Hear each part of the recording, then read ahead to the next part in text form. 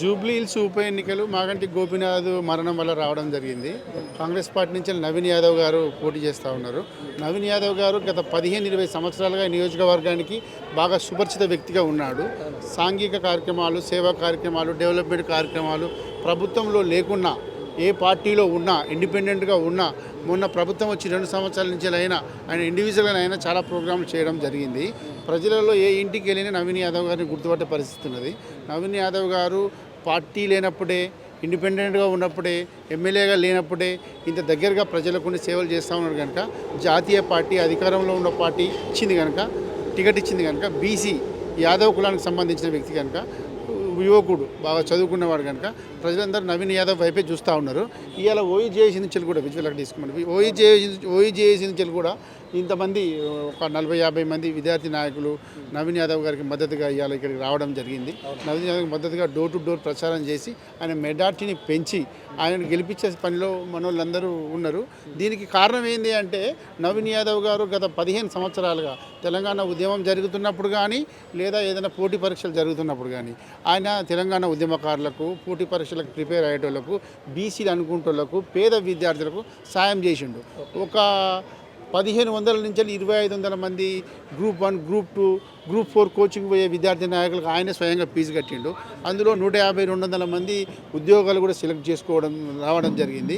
అట్లా తెలంగాణ విద్యార్థి ఉద్యమానికి పోస్టర్లు అంటే, పాంప్లెట్లు అంటే, ఫ్లెక్సీలు అంటే, ఎప్పుడైనా అన్నమో సహాయమో ఏదైనా అంటే చేసిన వాళ్ళు తెలంగాణ ఉద్యమకారులుగా కూడా గుర్తింపబడి ఉన్నారు.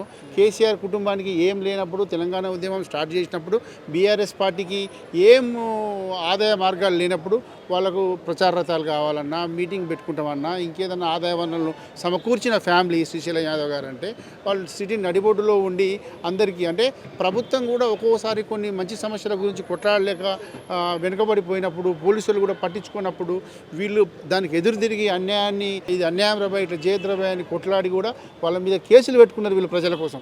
అట్లాంటి ఫ్యామిలీ నుంచి వెళ్ళి ఒక యువకునికి, విద్యావంతునికి టికెట్ వచ్చింది కనుక ఖచ్చితంగా గెలిపించాలని చెప్పి ఓఈజేఏసీ నుంచి ఇంత పెద్ద మంది నవీన్ యాదవ్ గారి ఆధ్వర్యంలో రావడం జరిగింది. ఇప్పుడు ఉస్మానియా యూనివర్సిటీ నుంచి కూడా మరి వేరే జేఏసీ పేరు చెప్పుకొని వేరు యూనియన్లు మరి బీఆర్ఎస్కి మద్దతు ఉండే, మళ్ళీ ఇటు బీజేవైఎం అని చెప్పేసుకుంటూ మళ్ళీ ఇటు బీజేపీ పార్టీ కూడా మద్దతుగా తిరుగుతూ ఉన్నారు. కార్యకర్తలు అని చెప్పుకుంటా, విద్యార్థులు అని చెప్పుకుంటా, మరి ఎట్లా ఏం నడుస్తుంది అంటారు? నాగేష్, నీకు తెలుసు, ఇక్కడ వచ్చిన ఉద్యమకారులు, అక్కడ తిరుగుతున్న ఉద్యమకారులు గత 10 ఏళ్ళుగా తెలంగాణ ఉద్యమం పేరు మీద అధికారంలోకి వచ్చిన బీఆర్ఎస్ పార్టీ ఉద్యమకారులకు కానీ, నిరుద్యోగులకు కానీ, తెలంగాణ ప్రజలకు కానీ ఏం చేసిందో నీకు తెలుసు. ఎట్లా మద్దతుగా పోతారు ఆడికి పోయేటోడు? జ్ఞానం ఉండాలి కదా. తెలంగాణ వచ్చిన తర్వాత ఏర్పాటైందో బీఆర్ఎస్ ప్రభుత్వం ఏర్పాటైన 10 ఏళ్లలో విద్యార్థులకు కానీ, నిరుద్యోగులకు కానీ, తెలంగాణ ఉద్యమకారులకు కానీ తన సర్వస్వం తెలంగాణ కోసం పెట్టి, రాష్ట్రం వచ్చిన తర్వాత ఏదో మేలు జరుగుతుంది, ప్రజల్లో మమేకమై ఉంటాము, లేకపోతే మాకు ఏదైనా పదవులు వస్తాయి, లేదంటే పార్టీలో ప్రభుత్వంలో భాగస్వాములు అయితే ఉన్న వాళ్ళందరినీ ఎట్లా బయటికి వెళ్ళగొట్టి తెలంగాణ ద్రోహులను, తెలంగాణ ఉద్యమకారులను, అణచివేసినలను వాళ్ళు తీసుకొచ్చి ఎట్లయితే 1,00,000 కోట్లు కాళేశ్వరం అని చెప్పి ఒక రోజులోనే దాన్ని తెగిపోయేటట్టు చేసి, అందులో అవినీతి చేసి, ఏ ప్రోగ్రాం తీసుకున్నా కరప్షన్, కడుపు నింపుకోవడం, వెనకేసుకోవడంలో ఉన్నారు కనుక వాళ్ళకి ఎట్లా మద్దతుగా పోయి ఏమని చెప్తావు? 10 ఏళ్ళుగా నువ్వు దొంగవు, అన్యాయాలు చేసినావు, అధికారంలో ఉన్నావు, ప్రజలకు అనుకూలంగా లేవనే కదా వాళ్ళు నిన్ను ఓడగొట్టింది ప్రజలు. ఇవాళ పోయి వాళ్ళు ఏం చేసి అని చెప్పి ఎట్లా చేస్తారు కదా? నీకు అర్థమవుతుంది కదా, ఏమని చెప్తావు ప్రజల దగ్గర పోయి? 10 ఏళ్ళుగా మరి మీరు చేసినప్పుడు తెలంగాణ ప్రజలు నిన్ను ఓడగొట్టింది కదా, మరి ఎందుకు వచ్చినావు అంటే ఏమని చెప్తారు? ఇప్పుడు ఓయూజేఏసీ నుంచి మరి మీ మద్దతు ఎలా ఉండబోతుంది, ఏ స్థాయిలో ఉండబోతుంది? ఇప్పుడు 6 డివిజన్లు ఉన్నాయి. సోమాజిగూడతో 6.5 డివిజన్లు ఉంటాయి. 407 పోలింగ్ స్టేషన్లు ఉన్నాయి. మేము అన్నీ ఐడెంటిఫై చేసుకోవడం జరిగింది. డివిజన్కి ఒక 30 మంది లెక్క 200 మంది దాదాపుగా సొంతంగా వాళ్ళకి ఎవరికి మాకు అకామిడేషన్ ఇచ్చినా ఇవ్వకున్నా డోర్ టు డోర్ తిరిగి ఈ 2 సంవత్సరాల్లో ఈ ప్రభుత్వం ఏదైతే సంక్షేమ అభివృద్ధి పథకాలు చేసిందో, గత 15 ఏళ్ళుగా నవీన్ యాదవ్ గారు బీసీ ఉద్యమ నాయకునిగా, బీసీ బిడ్డగా ఏదైతే ఇక్కడ అభివృద్ధి కార్యక్రమాలు, ప్రజలకు దగ్గరుండి కార్యక్రమాలు చేస్తున్నాడో అవి కాంగ్రెస్ పార్టీ ఎందుకు అధికారంలోకి వచ్చింది, ఇప్పుడు ఏం చేస్తుంది అదొకటి. గత 10 ఏళ్ళుగా బీఆర్ఎస్ చేసిన అన్యాయాలను ప్రజల దగ్గర తీసుకొని వెళ్ళి ఈ రాష్ట్రంలో ఏదైతే మేమెంతో మాకంతా అనే వాటా బీసీలకు జరుగుతూ ఉన్నదో దానికి అనుగుణంగా కాంగ్రెస్ పార్టీ స్పందించి బీసీ నాయకునికి ఒక టికెట్ ఇచ్చి బీసీ ఉద్యమకారుని ఇక్కడ నిలబెట్టింది కనుక ఆయనకు ఎందుకు మద్దతు ఇవ్వాలి, ఎట్లా మద్దతు ఇవ్వాలని ప్రజలకు తెలుపుకుంటూ ఈ తెలంగాణ రాష్ట్రంలో జరుగుతున్న బీసీ ఉద్యమానికి గత 10 ఏళ్ళ బీఆర్ఎస్ వైఫల్యాలను, అభివృద్ధి సంక్షేమ పథకాలను తీసుకెళ్లి నవీన్ యాదవ్ గారి గురించి చెప్పి ఓట్లు అడిగి ఆయన గెలిపిస్తామని చెప్తున్నాను. ఇప్పుడు కొన్ని డివిజన్లలో మీరు చూసుకున్నట్లయితే, బస్తీల్లోకి వెళ్ళినట్లయితే మరి అక్కడ పబ్లిక్ మాట్లాడుతున్నటువంటి మాట ఒక విద్యార్థి నాయకులుగా కానీ మీరు ఇప్పుడు జేఏసీ నుంచి ముందుకు వచ్చారు కానీ ఉన్నది ఉన్నట్టు చెప్పండి, మనస్ఫూర్తి చెప్పండి, వాళ్ళ పబ్లిక్ టాక్ ఎట్లా ఉంది అక్కడ, వాళ్ళ అభిప్రాయం ఏంది? మేము గత 4-5 రోజుల నుంచి వెళ్ళి స్టార్ట్ చేసినాము. 4-5 రోజుల నుంచి స్టార్ట్ చేసినాం, తిరుగుతూ ఉన్నాము. నేనేమంటున్నానంటే 10 ఏళ్ళుగా బీఆర్ఎస్ పార్టీ ఏదైతే డబుల్ బెడ్రూమ్లు ఇస్తా అని, రేషన్ కార్డులు ఇస్తా అని రకరకాల ప్రలోభాలు పెట్టి ఇయ్యలేదో వాటి మీదనే ఉన్నారు వాళ్ళు, ఆ కూపం మీదనే ఉన్నారు వాళ్ళు. వీళ్ళు ఇప్పుడే వచ్చింది కదా, చేస్తారు, కొత్త రేషన్ కార్డులు ఇస్తూ ఉన్నారు, డబుల్ బెడ్రూమ్లు ఇస్తూ ఉన్నారు, కళ్యాణ లక్ష్మి లాంటిది కూడా ప్లాన్ చేస్తూ ఉన్నారు.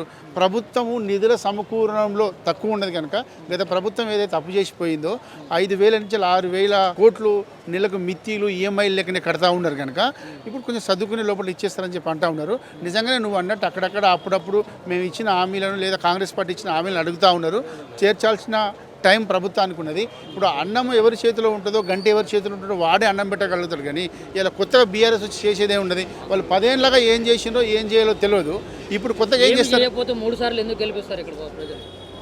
ఏమి చేయకపోతే అంటే నేను ఏమంటున్నా, కేసీఆర్ మాటలు మసిబూసి మారడికాయ చేసే విధంగా ఉంటాయి. ఇక్కడ మాగంటి గోపీనాథ్ గారిని తెలంగాణ ఉద్యమకారుడు కాదు, తెలంగాణ ప్రాంతవాసి కాదు. ఈ తెలంగాణ ఉద్యమం ఏదైతే జరుగుతూ ఉంటుందో అందులో ప్రాణం పెట్టి పనిచేసినప్పుడు కూడా కాదు. బంగారు తెలంగాణ అనే ఒక దొంగ నినాదం మీద వాళ్ళు ఏం చేసిండ్రంటే ఇలాంటి వాళ్ళని తీసుకొచ్చి, డబ్బులు ఉన్న వాళ్ళని తీసుకొచ్చి రాజకీయాలు ఇచ్చింది కనుక మ్యానిపులేట్ చేసి గెలవగలిగినారు. ఇలా కాంగ్రెస్ పార్టీ అధికారంలో ఉన్నది. కాంగ్రెస్ పార్టీ ఖచ్చితంగా ఈ అభ్యర్థిని గెలిపించుకోవాలి. ఉద్యమకారులను, విద్యార్థి నాయకులను, చదువుకున్న వాళ్ళను, ఉన్నత ప్రమాణాలను కలిగిన వాళ్ళనే సెలెక్ట్ చేసింది కనుక ఇప్పుడు గెలిపిస్తుంది. అయితే ఇక్కడ ప్రత్యేకంగా చూసుకున్నట్లయితే Naveen Yadav rowdy sheeter background ఉన్నటువంటి వ్యక్తి. ఒకవేళ నవీన్ యాదవ్ని ఇక్కడ గెలిపిస్తే మాత్రం యువత ఆలోచన అనమాట. అయితే ఇక్కడ రౌడీజం పెరిగే అవకాశం ఉంది. అదేవిధంగా ఇక్కడ రక్తపాతాలు కానీ ఇట్లా కొంచెం చాలా దౌర్జన్యపరంగా అయితే ఒక వ్యవస్థ మొత్తం ఏర్పడే అవకాశం ఉన్నట్లు కూడా యువత మాకు చెప్పినటువంటి విషయం. దాని గురించి మీరు ఓయూ జేసీ నుంచి ఏం చెప్తారు? నేను మీకు ఒకరే మాట చెప్పదలుచుకున్నా. గత 10 ఏళ్ళు బీఆర్ఎస్ పార్టీ అధికారంలో ఉన్నది. ఇక్కడెక్కడైనా రక్తపాతాలు కానీ, హత్యలు కానీ, మానభంగాలు కానీ వీళ్ళ కుటుంబం నుంచి లేదని ఒక పేపర్ ప్రకటన చూపెట్టగలుగుతావా? ఒక కేసు చూపెట్టగలుగుతావా? వీళ్ళు ఎవరికైనా అన్యాయం చేసిన ఒకటి చూపెట్టగలుగుతావా?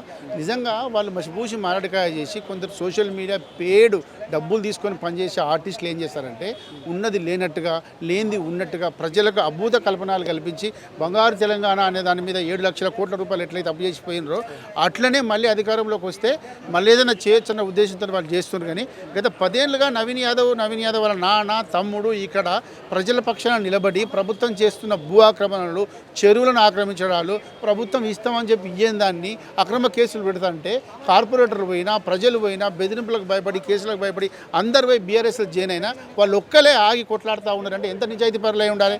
మీరే కేసులు పెడతారు, మీరే అన్యాయానికి వ్యతిరేకంగా కొట్లాడొద్దంటారు, మీరే దొంగల లెక్క తిరగాలంటారు. దొంగలు ఎవరైనా దొంగతనం చేస్తూ ఉంటే వాళ్ళని దొరకబట్టి అట్లా కాదరాబై శిక్షిస్తామంటే కేసులు పెడతారు. 50 నుంచి 60 కేసులు పెడతారు. ఉన్న కార్పొరేటర్లను, స్థాయిలో నాయకులందరూ నవీన్ యాదవ్ దగ్గర నుంచి గుంజుకుంటారు. మళ్ళీ మీరే రౌడీ షీటర్ అంటారు. రౌడీ షీటర్ అంటే పీడీ యాక్ట్ బడి ఉండాలి, పోలీస్ స్టేషన్లో ఫోటోలు, రకరకాల బాధలు ఉంటాయి దానికి. పుట్టేనే వాళ్ళు మేము గెలవాలి, ఎటువెట్టి గెలవాలి, గత 10 ఏళ్ళు మేము చేసిన అన్యాయాలు, అక్రమాలు, రాబోయే జైలు జీవితాలు తప్పించుకునేందుకు దొంగ నాటకాలు ఆడుతున్నారు వాళ్ళు. ఎవరు రౌడీ షీటర్ గారు? ఆయన ఉన్నత విద్యావంతుడు. నువ్వు యువకులంతా ఇవాళ చూడు, సునీత ఎంబడి లేరు, దీపక్ రెడ్డి ఎంబడి లేరు, నవీన్ యాదవ్ గారి చేతి గుర్తు ఎంబడి కాంగ్రెస్ పార్టీ ఎంబడి యువకులు తిరుగుతూ ఉన్నారు. అంటే పార్టీని చూసా లేకుంటే నవీన్ యాదవ్ అనే అభ్యర్థిని చూసా? రెండు నేను ఏమంటున్నా అంటే పార్టీని చూసి, నవీన్ యాదవ్ గారిని చూసి. నవీన్ యాదవ్ గారు ఇవాళ రాత్రి వచ్చిన పారాచూట్ ఉద్యమ నాయకుడు కాదు కదా. 15 ఏళ్ళుగా ఇక్కడ ఉన్నాడు. ఆయనకు తెలుసు మంచి చెడు చూస్తూ ఉన్నాడు. ఒక పార్టీ నుంచి పోటీ చేసిండు, ఇండిపెండెంట్గా పోటీ చేసిండు. 407 బూతులలో ఆయనకు ఒక ప్రత్యేకమైన అనుచర గణం కానీ, నాయకులు కానీ, కార్యకర్తలు కానీ ఉన్నారు. ఆయనది కాంగ్రెస్ పార్టీది. రేవంత్ రెడ్డి గారి మంచి పనులు, భట్టి విక్రమ గారి ఆలోచన విధానం, రాహుల్ గాంధీ గారు జిత్నా ఆబాద్ ఉత్నా ఇస్తాదారి, మేమెంతో మాకంతా అనేది అన్ని అంశాలు పనిచేస్తాయి. బ్రహ్మాండమైన 45 నుంచి 55 వేల మెజార్టీతో నవీన్ యాదవ్ గారు జూబ్లీ హిల్స్ నుంచి గెలవబోతా ఉన్నాడు. ఇప్పుడు బీజేపీ నుంచి లంకల దీపక్ రెడ్డి గారు కానీ లేకుంటే అటు నుంచి సునీత మాగంటి గారు కానీ వారు ప్రచారం చేసే విధానం వల్ల ఇట్లా పబ్లిక్ నాడి అంటే ప్రజా నాడిలో మార్పు వచ్చే అవకాశం. మీకు కారు కావాలా, బుల్డోజర్ కావాలా, లేకుంటే మీకు అవినీతి కావాలా, లేకుంటే అభివృద్ధి కావాలని చెప్పి బీజేపీ వాళ్ళు ఇట్లా ఈ రకమైన ప్రచారంతో ప్రజా నాడిలో మార్పు వచ్చింది అన్నట్లు. నేను మళ్ళీ కూడా చెప్తున్నా, కారు, బుల్డోజర్. మొన్న బుల్డోజర్ ఉన్నదా? కారును షెడ్డుకు పంపినప్పుడు 2023 డిసెంబర్లో వచ్చిన ఫలితాల్లో బుల్డోజర్ ఉన్నదా? మరి ఎందుకు షెడ్డుకు పంపించిండ్రు? మళ్ళీ ఇలా కొత్తగా ఎందుకు తెచ్చుకుంటారు అంటే 1,00,000 కోట్ల కాళేశ్వరంలో అవినీతి చేసేందుకు తీసుకొస్తారా, లేకుంటే సిరిసిల్ల బాధితులను వంగబెట్టి కొట్టి వాళ్ళను అవయవాలు పనికి రాకుండా చేసేందుకు కొట్టించుకుంటారా, లేకపోతే మిగులు బడ్జెట్తో ఉన్న రాష్ట్రాన్ని 8 లక్షల కోట్ల అప్పులు చేసేందుకు తీసుకొచ్చి గుర్తిస్తారా, లేకుంటే ఉద్యమకారులను దూరం పెట్టి ఉద్యమ ద్రోహులను పార్టీలో నింపుకునేందుకు తీసుకొచ్చి కారణం తీసుకొస్తారా, లేకపోతే ప్రభుత్వ భూములు ఏవైతే ఉంటాయో, నేను మళ్ళీ ఒక మాట చెప్తున్నాను, మీరు నోట్ చేసుకొని మీ సిగ్నేచర్ టీవీ ద్వారా ప్రజలకు పోవాలి.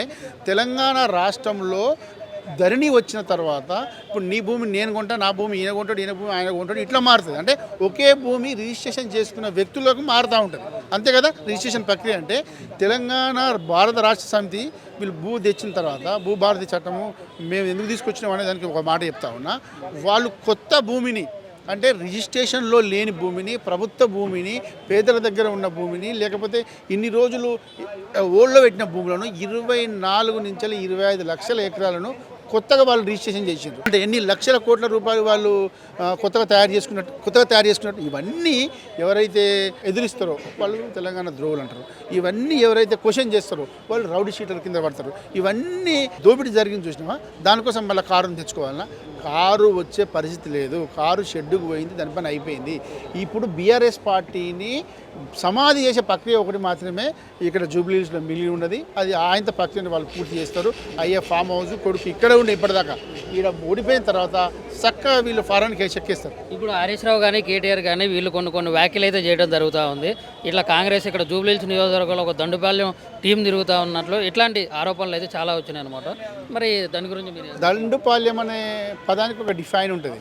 దారి దోపిడిగాళ్ళు, ప్రజాధనం దోపిడీ చేసుకునేటోళ్ళు, ప్రజలను మభ్యపెట్టి కళ్ళబొల్లి మాటలు చెప్పి కుటుంబ ఆస్తులు పెంచుకున్నోళ్ళు, లేకపోతే తెలంగాణ ఉద్యమకారుల పేరు మీద అధికారంలోకి వచ్చి తెలంగాణ ఉద్యమ దూరలను చేర్చుకున్న వాళ్ళు, విద్యార్థి ఉద్యమ నాయకులు, ఉస్మానియా యూనివర్సిటీ వాళ్ళు చేసిన ఫలితంగా వచ్చిన రాష్ట్రాన్ని తన కుటుంబం కోసం వాడుకున్న వాళ్ళని దండుపాలెం బ్యాచ్ అంటారు.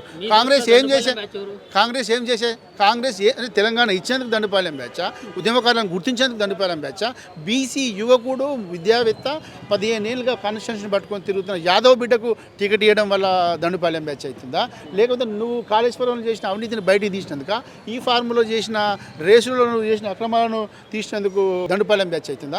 ఎట్లా దండుపాలెం బ్యాచ్ అవుతుంది ఇది? అంటే దండుపాలెం బ్యాచ్ వాళ్ళే పెట్టుకొని దొంగ అన్నట్టుగా వాళ్ళు కావాలని ఇదంతా చేస్తూ ఉన్నారు.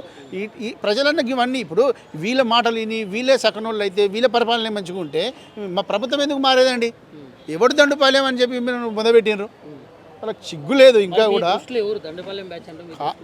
నా దృష్టిలో దేశంలో తీసుకుంటే ప్రజల సొమ్మును, ప్రజల ఆస్తిని అదానికి అంబానికి దోచిపెట్టే బీజేపీ ఇక్కడ తెలంగాణ ఉద్యమం పేరు మీద రాష్ట్ర సంపదను 8.5 లక్షల కోట్లు కుటుంబానికి దోచుకున్న బీఆర్ఎస్ బీజేపీ దండుపాలెం బ్యాచ్ వాళ్ళే దారి దోపిడీదారులు అని చెప్తున్నాను నేను.